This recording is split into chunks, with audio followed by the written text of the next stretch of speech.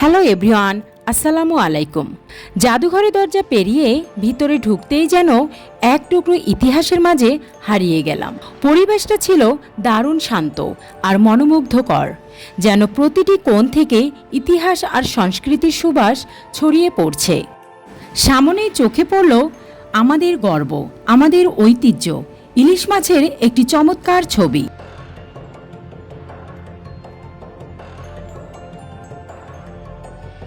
তারপরে দেখা মিলল বাংলাদেশের মানচিত্র।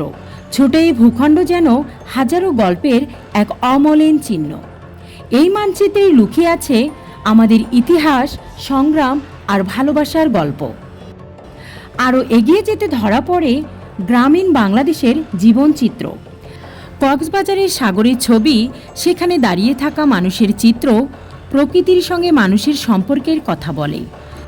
পাশাপাশি গ্রামীণ জীবন, চাকমাদের জীবনযাত্রা, তাদের কাজকর্ম ও সাংস্কৃতিক ঐতিহ্য প্রদর্শন করে এগুলো, যা বাংলাদেশের জনগণের বৈচিত্র্যময় জীবনকে উপস্থাপন করে। জাতীয় জাদুঘরের ভিতরের ধান ক্ষেত ও চা বাগানের ছবিগুলো দেশের কৃষি ও চা শিল্পের ইতিহাস তুলে ধরে। ধান ক্ষেতের ছবি আমাদের গ্রামীণ জীবনের পরিশ্রম এবং খাদ্য উৎপাদনে কৃষকের অবদান মনে করিয়ে দেয়। আর চা বাগান দেশের ঐতিহ্য ও অর্থনীতিতে চা শিল্পের গুরুত্ব দেখায়।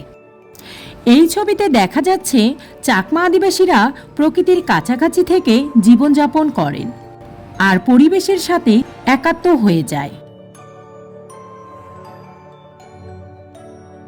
সবশেষে এসে দাঁড়ালাম সুন্দরবনের সামনে।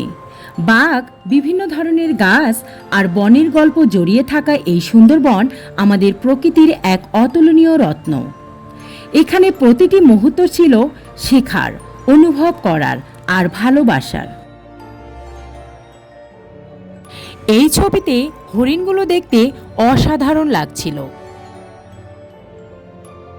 এমন একটি সুন্দর যাত্রার স্মৃতি আমার হৃদয়ে গেঁথে রাখলাম।